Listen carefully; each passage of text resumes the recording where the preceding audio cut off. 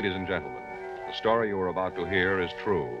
The names have been changed to protect the innocent.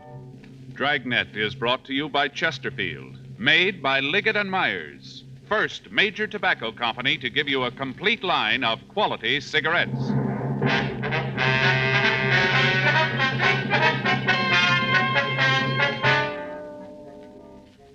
You're a detective sergeant.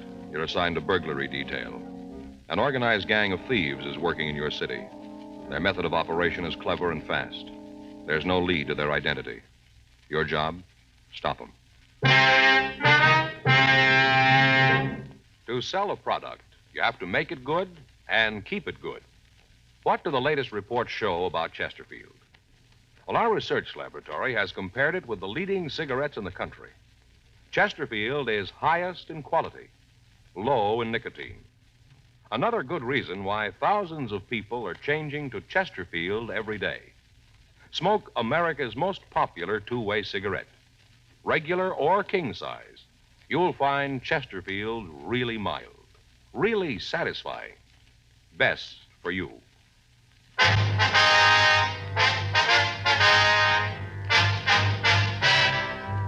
Dragnet, the documented drama of an actual crime. For the next 30 minutes, in cooperation with the Los Angeles Police Department, you will travel step by step on the side of the law through an actual case transcribed from official police files. From beginning to end, from crime to punishment, Dragnet is the story of your police force in action.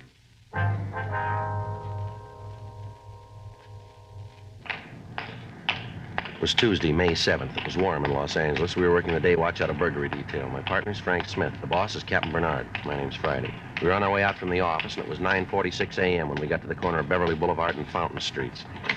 The Brighton Arms Apartments. 12A, isn't it? Yeah. What is it?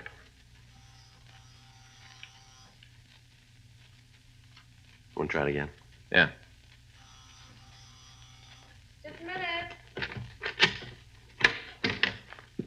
Yeah? Miss Anderson? Yeah, that's right. Police officers. This is my partner, Frank Smith. My name's Friday. Oh, yeah, come on in. Thank you. Thanks very much, ma'am. Sit down, I'll put some coffee on. All right.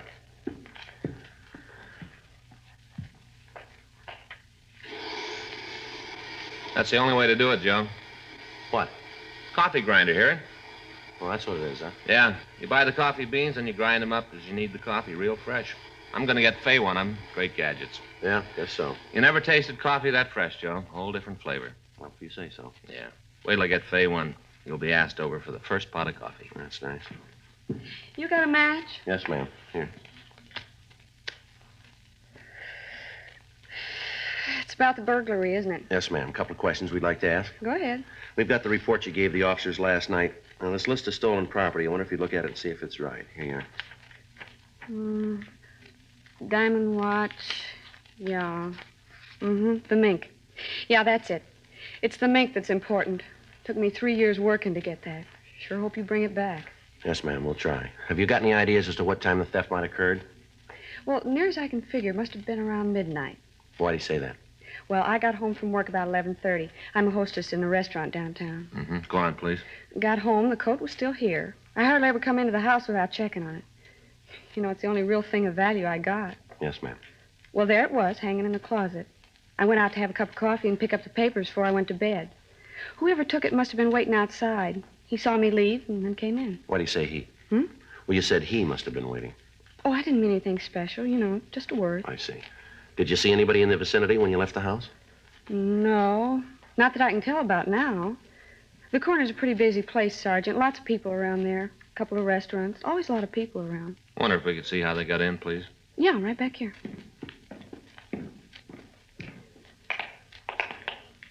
Here, you see, they cut the screen on the porch door and then just reached in and opened it. Top half of the door. You had it like this, did you? Yeah, you see, you just flip these two little things and the glass part of the door comes out. Always take it out on warm nights. Anything else in the apartment disturbed? Not that I could tell. Seems that they just went into the bedroom and took the coat. That and the watch and the other stuff, but it's the coat that's important. Yes, I understand. A mink coat means something special to a girl. I told you it took me 3 years of saving before I could buy it. It's a long time to do without things, Sergeant. An awful long time. Yes, ma'am. I only had the coat 3 days, and this happens. Just 3 days. Hardly even had a chance to wear it. Is the coat insured? I think so. Ma'am? Well, I just got it. I think it's insured. I have to check with the salesman. I told him I wanted the coat covered. Boy, I just hope it's in effect. Beautiful coat. Just beautiful. Silver blue. Cost me almost $4,000. Come right down to it, that's about $1,000 a day. We have the serial number here for the watch. Now, is there any way you could identify the coat for us? Certainly. All I have to do is look at it. I can tell. Well, yes, ma'am. But is there any mark, any type of label that would help us in identifying? Oh, yeah, I see what you mean. Well, there's a store label. You could tell by that. Oh, that's probably one of the first things the thieves will take off. Well, I suppose so. Well, there's my initials. They can't get those out. Ma'am? I got my initials on some of the pelts. Had it done when I got the coat. Had it marked right on the skins under the lining. My initials, J.A. You could be able to tell from that. Could you draw the initials for us? Yeah. Wait a minute. I'll get a piece of paper. Here, Miss Anderson. You can use this. Oh, thanks. Here's pencil. Okay. Well, you see, it's sort of like this. J.A. Like that. Mm-hmm. Would you draw the coat and show us where the initials are? Sure. You see, here's the sleeves. Then the body part comes down like this. Mm-hmm. The hem's here, and the initials are right there. Mm-hmm. All right, Miss Anderson. This is exactly how the initials are. Oh, there goes a coffee. Can I give you a cup? No, thanks, no. No, thanks, ma'am. Well, excuse me a minute, huh? Yes, ma'am. Do you really think you're going to get it back? Well, we're going to try. Did the men who were here last night get any clues? Beg your pardon? The men who were here last night, did they find anything that'd help? Not a great deal, no, ma'am. Well, I sure hope they find my coat. I just hate to think about it. What's that, ma'am? All that time. 3 years working to save for a coat. Then just to have it 3 days. You know how the models in the magazines kind of drag a mink coat along the ground? You know, sort of over their shoulders? Yes, ma'am, I guess so. Well, I just had it 3 days, you know. Yeah. I didn't even learn how to do that.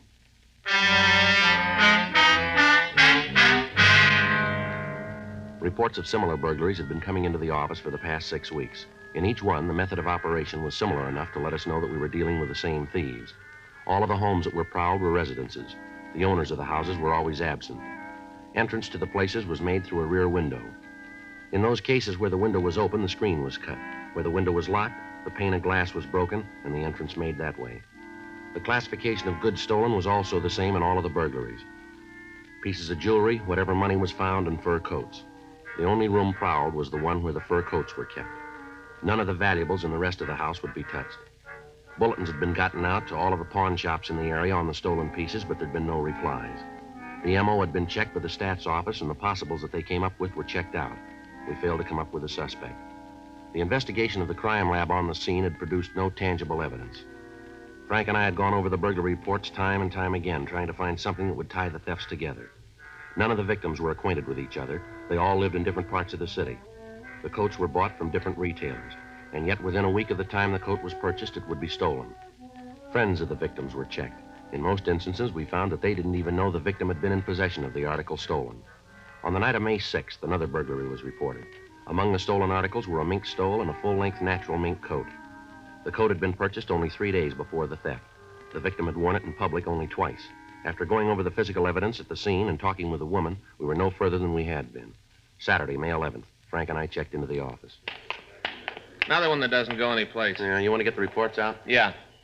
You know, Joe, there's got to be something to tie them all together, something in common. Well, if we come up with that, maybe we got the answer.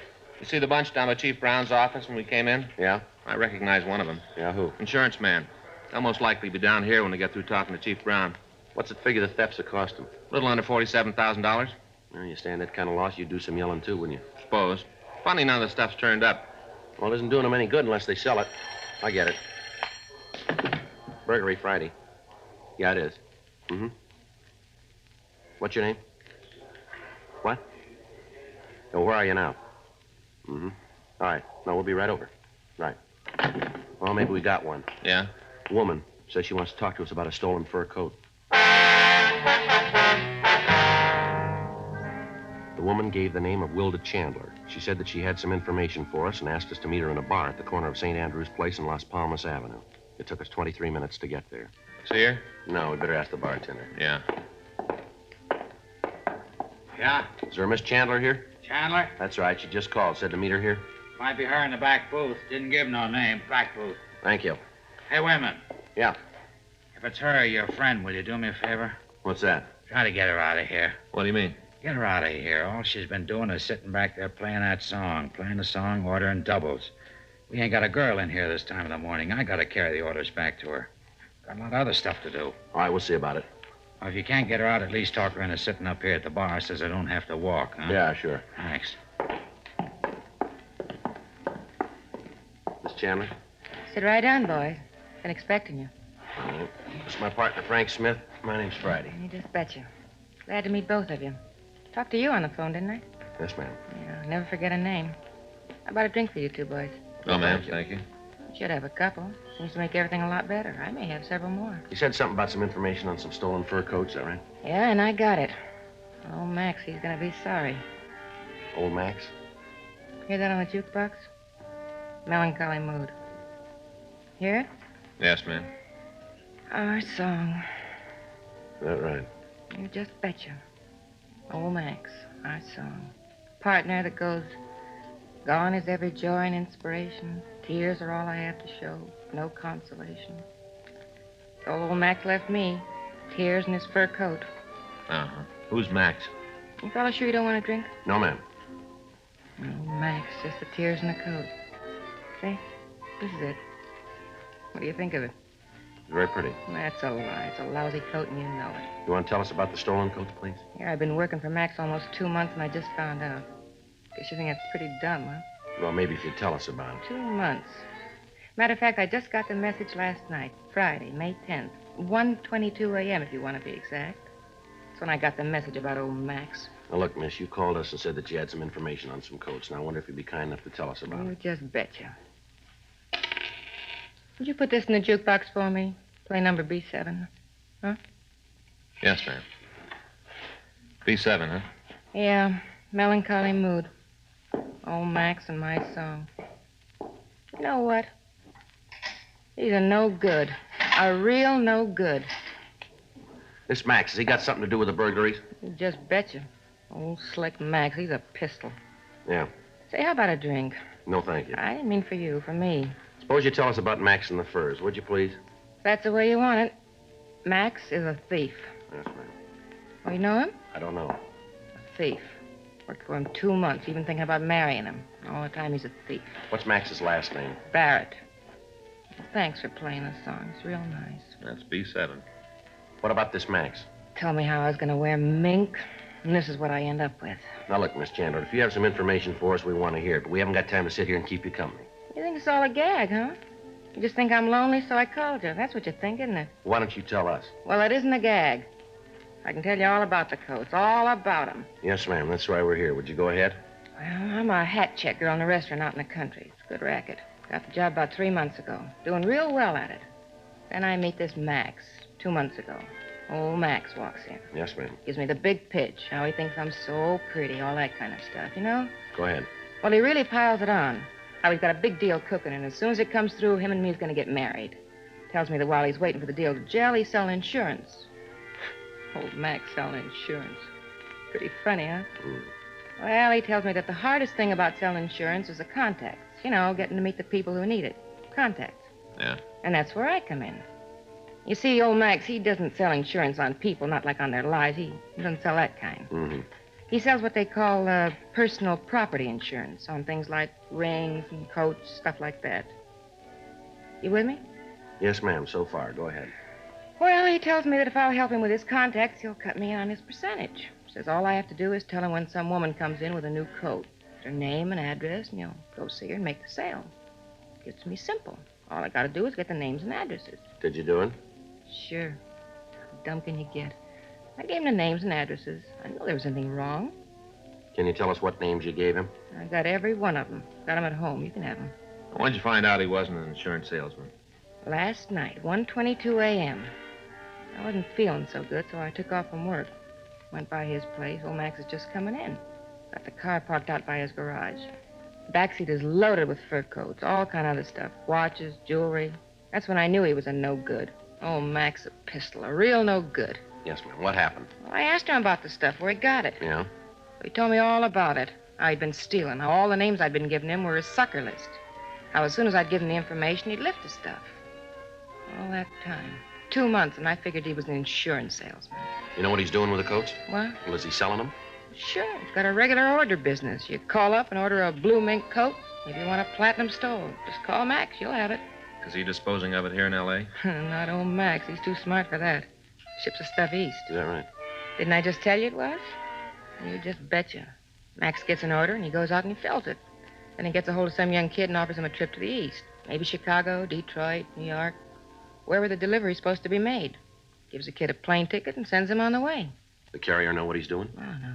Max just gives him a suitcase and tells him where to deliver it. How'd you find out about the operation setup? Old Max, he told me. Said that since I found out, he'd have to cut me in. Give me all the scoop. Barrett ever been arrested? I don't know, maybe. You any close friends in town, do you know? I guess. Never saw none of them myself. You want to show us where he lives? Sure. I want to see him get his. After the way he lied. Ain't nothing too bad for him. Oh, Max, a pistol. He sell all the stolen goods? What do you mean? Well, do you know where the stolen coats are and the rest of the things? Must be in his apartment. Can't think of any other place it'd be. Gotta be there. Do you know if he's there now? He should be. He don't ever get up before noon. Should be there. I just want to see you get him.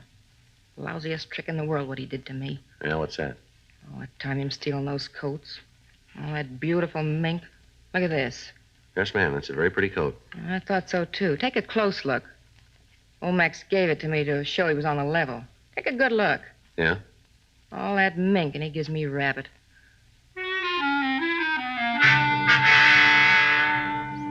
Before we left the bar, we put in a call to R&I asking if Max Barrett had a police record. The office told us that there was none in our files.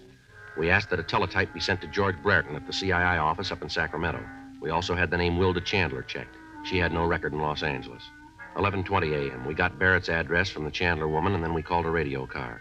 The officers took her to the city hall where she could make a full statement. Frank and I drove over to Barrett's apartment.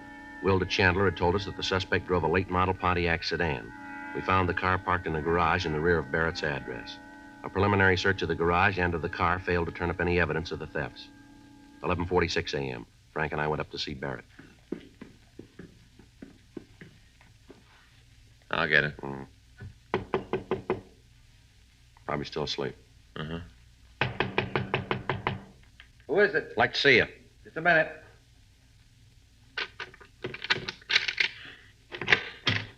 Yeah? You Max Barrett? Yeah, who are you guys? What do you want? Police officers. We'd like to talk to you. Get out. Hold it, mister. All right, now come on your feet, Barrett. What's this all about, anyway? What are you guys doing breaking in here like this? You want to check the closets, Frank? Right. You got no right to come in here and do this. What are you looking for? I got nothing to hide. You didn't act that way when we came in, did you? How'd I know you were real cops? You read all the time in the papers how guys say they're cops and then break in and rob people. That's what I thought you were. Phony cops. We showed you our identification, didn't we? Well, how'd I know it was real? I've never been mixed up with the law before. How'd I know you were really cops? How about it? Place is clean. Sure, it's clean. What'd you expect to All find? right, come on, get dressed. We're taking you downtown. For what? We want to talk to you. Any talking you got to do it here. I'm not going any place with you. You just keep believing that, mister. Now get your clothes on. Come What on. are you arresting me for? Suspicion of burglary. Are you serious? Get dressed. Okay, you take me in, book me. But you're going to be in real trouble, cop, because there's one big problem. Yeah? You can't prove it.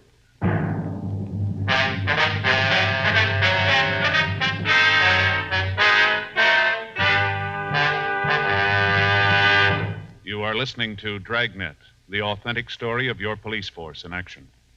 There are good reasons why thousands of people are changing to Chesterfield every day. Why Chesterfield is the largest selling two-way cigarette in America. Why Chesterfield is best for me and best for you. People these days want facts. When you want people to use your product, you have to tell them what effect it has on people who do use it regularly. That's why a doctor has examined for almost 2 years a large group of Chesterfield smokers. 45% of them have, on the average, been smoking Chesterfields for well over 10 years. What is the effect on these people from smoking Chesterfield? No adverse effects to the nose, throat, and sinuses, says the doctor. Consider Chesterfield's record with these smokers, with millions of other smokers throughout America.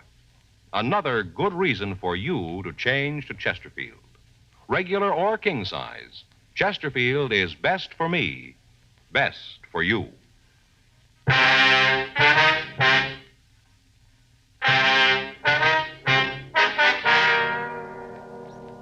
12:10 p.m. We called the office and arranged for a stakeout on Barrett's apartment in the event any of his associates contacted him. We asked his landlady about his friends. She told us that as far as she knew, the suspect was an insurance salesman. She said that he told her that because of his type of business, it would be necessary for him to keep late hours and that he didn't want to be disturbed during the day. We searched his apartment and his garage, but we were unable to turn up any of the stolen merchandise. We took him down to the city hall and got off all station radiograms with special attention to the police departments in Chicago, Detroit, and New York, giving them descriptions of the suspect and of the stolen property. We asked that their pawn shop details check the outlets in their cities. 3:15 p.m. We had Barrett brought to the city hall, and we talked to him in the squad room. Okay, you made the boo-boo. Now, how are you going to get out of it? What do you mean? Well, you've had the chance to check my record. You know I'm clean. How are you going to get out of having me sue you? You got a job? Yeah. Where do you work? I'm an insurance salesman. What's the name of your company? What do you want that for? We want to talk to him. I don't want you calling them. They find out I'm down here. Before I get a chance to tell them about it, I'll lose my job. You kind of got this thing a little mixed up, haven't you? What do you mean? You've been trying to sell us how innocent you are all morning. Yet every time we ask a question, you give us a smart answer. Now, if you haven't got anything to hide, why don't you come off it and tell us the truth for a change? I'm doing that. When? What company you work for? I'm not going to tell you. This rate book we found in your car. This the one? Great Southwestern Life, that it? Why don't you call them and find out? We did. They say they never heard of you. Then it isn't them, is it? What are you doing with the rate book? That illegal, too? Where'd you get it? Friend of mine. I like to check the prices of other companies, keep abreast of things. What's the friend's name? You know I'm not going to give you that. Hey, who put you on to me anyway? You said it yourself. We're not going to tell you. That it was that Wilda broad. Who? Who's playing cozy now? Wilda Chandler. She's the one who told you to pick me up, isn't she? She have a reason to do that? She might think so. Why don't you tell us about it? I tried to help her out, give her the chance to earn some extra money. Told her I'd give her $5 for every prospect she turned over to me who bought some insurance, and it worked good for a while. And she started boozing it up. Got to be a real lush. Couldn't trust her anymore. She was giving me a list of bad names, making them up. I had to get rid of her. Yeah? Gave her a coat and called it quits. How about these names she gave you? You got a copy of them? No. Turned out they weren't any good, so I threw them away. Frank? Yeah. You got that list? Yeah, here you go. Listen to these. See if they sound like the people Wilda told you about. Pauline Bunnell, Myrtle Briggs, Mrs. Mildred Carlson, Miss Jane Anderson, Alice Beckworth. How about it? You recognize any of them? She's the one, isn't she? Lousy lush. She's the one who told you, isn't she? Recognize the names? Yeah. Every one of those people have had a burglary in their house in the last month. There's a lot more names. Why don't you cop out and tell us the truth? I got nothing to say until I see a lawyer. Joe, see you a minute. Yeah, Olson, right away. What do you got? Kid says his name's Jim Nelson. Picked him up out at Barrett's place. Anything on him? Suitcase. Here it is. A couple of fur coats inside of him. What about Nelson? Checked him. Got a record listing 2 burglary arrests, 1 conviction. Where's he now? Got him over in an interrogation room. Who's with him? Rubles. Any trouble? No. Walked in and we took him. Says he wants to see Barrett. Thought maybe you'd want to talk to him first. Yeah, I do. I'll be right back, Frank. Okay. Let's go. Anything on the coats? Haven't had a chance to check him yet. Brought the Nelson kid right in. Anybody out at Barrett's now? Yeah, we called the team before we left. Okay, thanks. I'll call you. Right. Hi, Rubles. Thanks. All right. Olson, I'll be down the hall if you need anything, Joe. Right, thanks. Your name Nelson, is that right? Yeah. Where'd you get the suitcase? Barrett gave it to me When? a couple of days ago. I was supposed to take it to Detroit. What happened? I didn't make it. Got to thinking about how he was willing to pay my expenses back there just to take the suitcase. Got to wondering what was so important. Opened the suitcase, and when I saw what was in it, I didn't want any part of it. Tried to give it back to him. Cops picked me up. Uh-huh. You know where he got the coats? No, and I don't want to. Anytime a guy's willing to pay expenses back east just to deliver a suitcase, there's something phony about it. I want no part of the action. You know I got a record. I only stood 1 conviction. I'm trying to keep clean. You got Barrett here now? That's right. You gonna hold him? Yeah. I'd like to see him for a minute. Why? I'd like to tell him what I thought about the deal he tried to pull. Telling me how he was my friend. All the time getting me to carry the stuff for him. Can you fix it up so I can see him? Yeah, come on.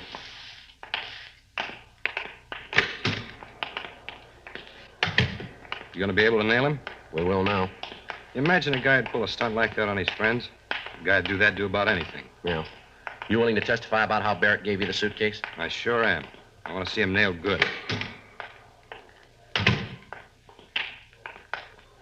Barrett? Yeah? Turn around here. A friend of yours wants to see you. What are you doing here? Thought I'd be in Detroit by now, didn't you, Max? Just keep your mouth shut. They got nothing on us. Watch him while I get the suitcase, Frank. Yeah.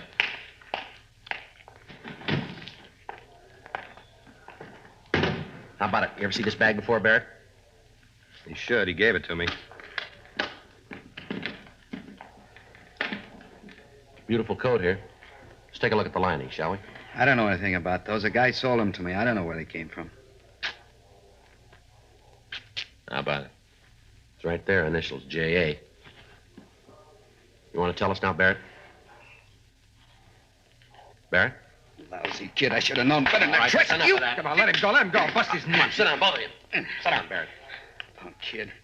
Going good until he stuck his nose into it. All going good. How lousy can a deal get? Well, I wouldn't worry about it. What? You're going to find out.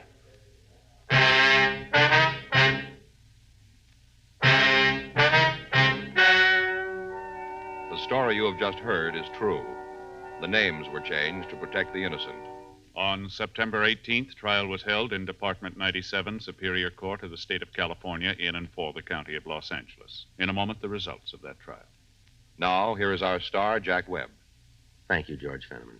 Friends, going into the new year, there are a couple of things that we sincerely hope you'll do. One, continue to listen to Dragnet. We're going to do our best to make it the kind of a program that you want. And two, if you're not already smoking Chesterfields, try them.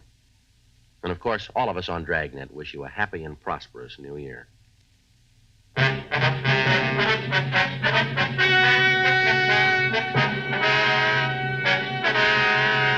Max Rudolph Barrett was tried and convicted of burglary in the first degree, 4 counts, and received sentence as prescribed by law.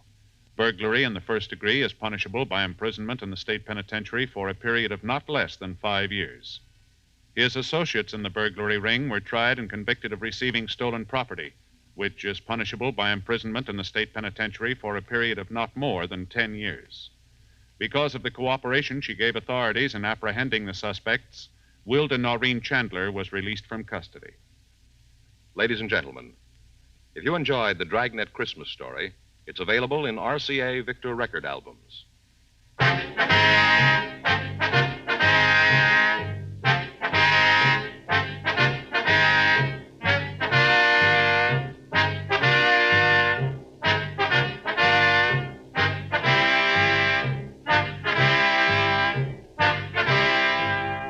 You have just heard Dragnet, a series of authentic cases from official files. Technical advice comes from the Office of Chief of Police W.H. Parker, Los Angeles Police Department. Technical advisors, Captain Jack Donahoe, Sergeant Marty Wynn, Sergeant Vance Brasher. Heard tonight were Ben Alexander, Carolyn Jones, Vic Perrin, Lillian Baya. Script by John Robinson. Music by Walter Schumann. Hal Gibney speaking. Watch an entirely new Dragnet case history each week on your local NBC television station. Please check your newspapers for the day and time. Chesterfield has brought you Dragnet, transcribed from Los Angeles. Have you tried new cork tip Fatima? It's the smooth smoke with Fatima tips of perfect cork. King size for longer filtering and Fatima quality for a much better flavor and aroma. Remember, Fatima, with tips of perfect cork, is made and guaranteed by the makers of Chesterfield, Liggett & Myers Tobacco Company.